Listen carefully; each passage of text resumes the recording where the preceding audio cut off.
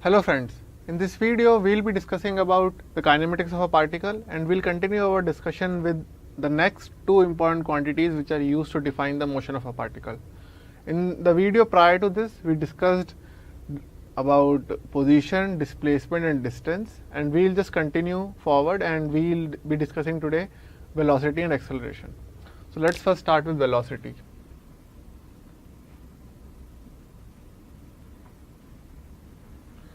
So just to recall what we discussed in the previous video, we discussed that a particle motion is defined by a position at an instant of time. Similarly, between two instants of time, there is a time interval, and the change in position in that time interval is defined as the displacement.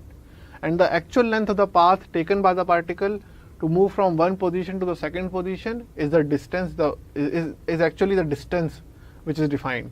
And distance is a scalar quantity while displacement is a vector quantity.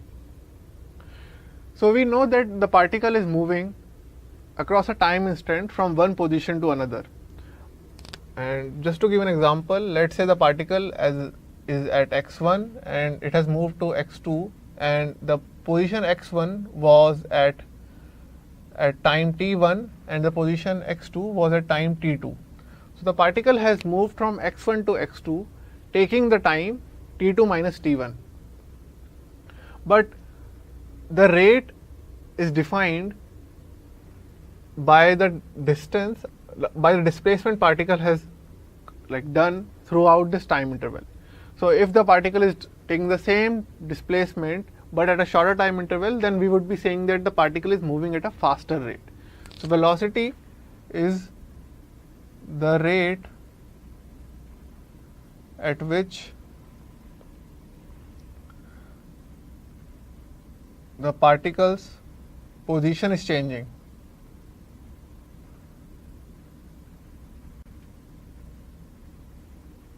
And is defined as displacement upon time interval.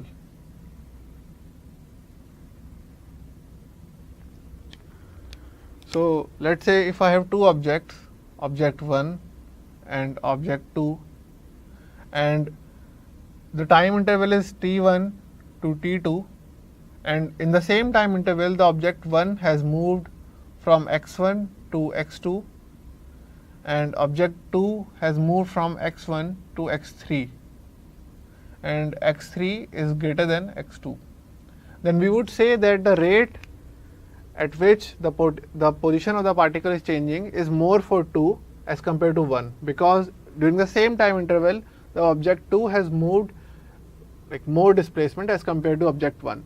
So the velocity of 2 is greater than velocity of particle 1.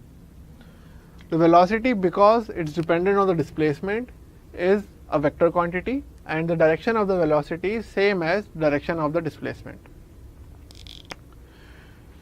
So let us take one more example which will clarify the two important concepts of velocity.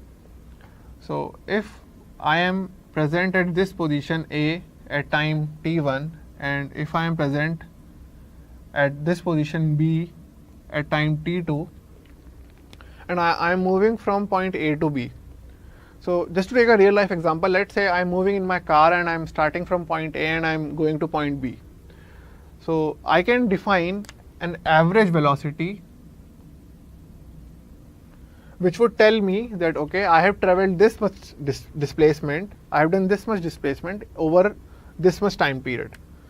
So I would be having this displacement from A to B and in this time period. So let's say if I am traveling in my car and I traveled 2 kilometers and I am saying that I did that journey of 2 kilometers within 1 hour. So I would say that my velocity is 2 kilometers per hour.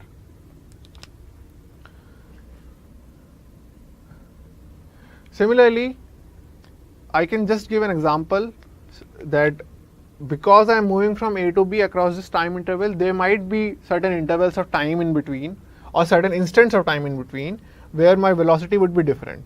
So because if I am moving from one point to another, I would be stuck in traffic jam, and there would be many other obstacles through which the velocity of my vehicle will be changing. So there would be some time instant at this point, let's say, which is t dash, at which my velocity would be less than v average. But there would be some time difference. There would be some time instant at which my velocity would be greater than v average. So v average is the overall velocity which defines my journey's average rate of movement from one position to another. But the velocity which can be defined at each and every instant independently is defined as v instantaneous.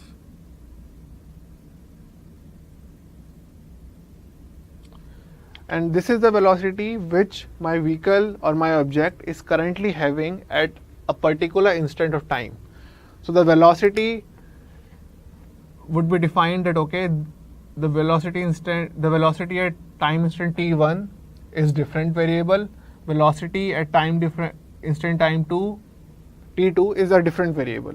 So independent, this is itself an instantaneous velocity, and this is itself an instantaneous velocity, while an average velocity is defined over a time interval.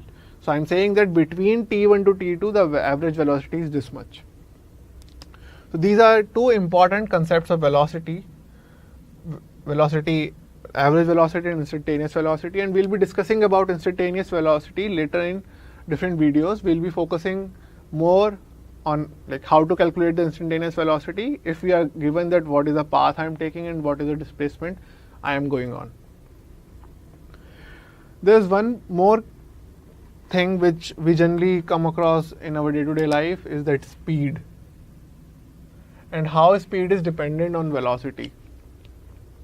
So if I am talking about speed at an instant,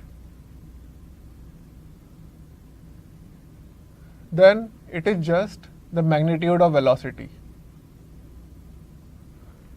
So if I am saying that I am moving at 2 kilometers per hour at this particular time, at this particular time instant in this direction, then I can say that my speed is 2 kilometers per hour, because I am not associating any direction with it.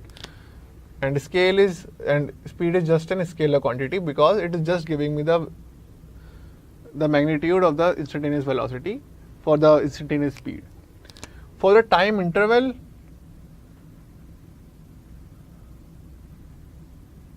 the speed is defined as the distance I have covered upon time. So if I am saying that I am going from point A to point B, but the actual path traveled by me is something like this, and the direct path or direct displacement was 2 kilometers, but now because I have moved across a longer path, it was 8 kilometers. And I have taken, let's say, the same amount of time of t1 and the time interval t2 minus t1, then my real speed would be 8 kilometers upon t2 minus t1, as opposed to the velocity which would be 2 kilometers upon t2 minus t1. The fourth important quantity which is related to velocity, displacement and all those things is acceleration.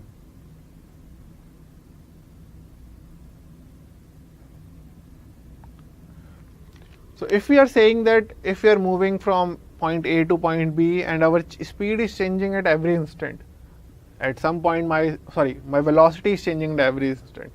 There would be some point at which my velocity is slowing down, and there would be some point at my velocity is increasing. So what is this factor which is causing the velocity to drop down or increase?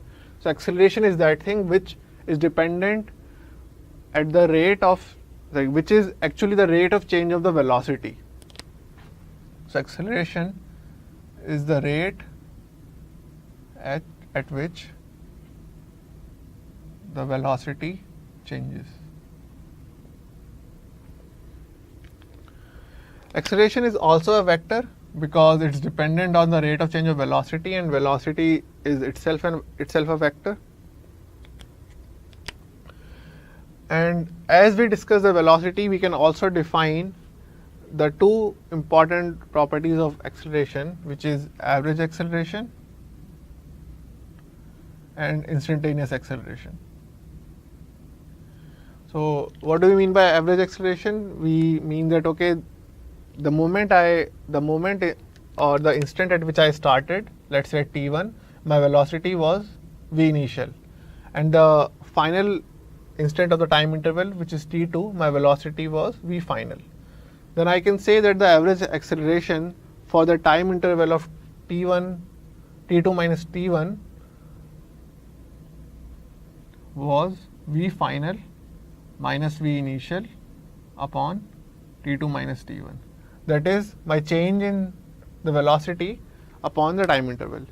It is exactly similar to what we discussed in velocity, but at that moment it was with respect to the final position minus initial position, that is my displacement upon the time interval.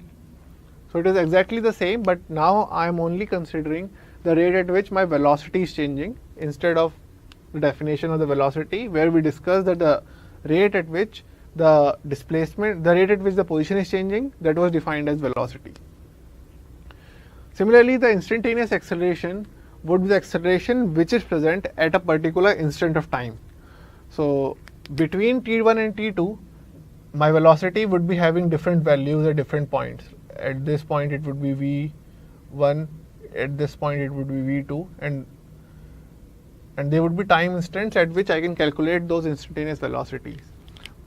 Similarly, instantaneous acceleration would be associated with such a pair of time and velocity, and I'll be defining the instantaneous acceleration with respect to the change in velocity throughout the small time interval which is happening across that instant. And we'll be covering about instantaneous acceleration later in later some of the videos. The acceleration is generally caused by a force, and we are saying that, let's say if a force is acting on our body, then it is causing one acceleration to be forced upon the body. And this is one law which we'll not be using right now, but we'll come across in different chapter where we'll be discussing about the forces and the accelerations in much detail. The only thing to remember at this point is that if I have an acceleration on the body which is constant. But I am saying that okay, acceleration is there and it is causing my speed to increase because of the acceleration which is happening. I can say that my motion or the movement of the object would be defined as uniformly accelerated motion.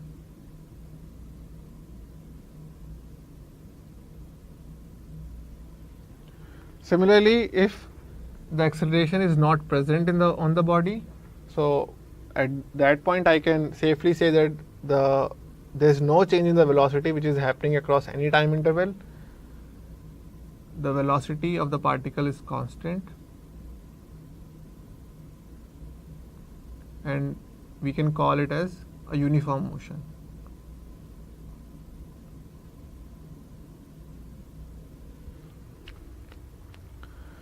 So in next videos we will be discussing the uniform motion and uniformly accelerated motion independently, and we'll also focus on how to apply these concepts in different questions using some of the equations which are specifically used in particular cases of constant acceleration. And we'll also go through some of the steps which we need to take when we are calculating the instantaneous velocity and instantaneous acceleration. So just to give an overview of what we discussed in this video, we started with velocity. We told that okay, velocity is the rate at which the particle's position is changing. We can define velocity as average velocity and instantaneous velocity. Average velocity is defined over a time interval where I am just looking at the final position and the initial position, and I am calculating that average velocity using those. Instantaneous velocity is the velocity which is present at each and every instant, and the velocity of an instant can be independent from the velocity at a different instant. Speed is quite related to velocity, and the speed at an instant is nothing but the magnitude of a velocity at that instant, while speed over time interval is dependent on the distance which has been covered over the time interval. Acceleration, which is also a vector, is actually the rate at which the velocity of my object is changing. And similar to velocity, I can define an average acceleration and an instant acceleration. And the average acceleration is the final velocity minus initial velocity upon the time interval. And in the end, we discussed that a uniform motion is a motion in which there is no acceleration acting upon it and the velocity of the vehicle or the object remains constant. And a uniformly accelerated motion is the one which has a constant acceleration acting upon it. So in the next videos, we'll be using all the 4 quantities which we have discussed till now: the position, displacement, velocity and acceleration. And we'll be using equations to solve certain problems in all these quantities.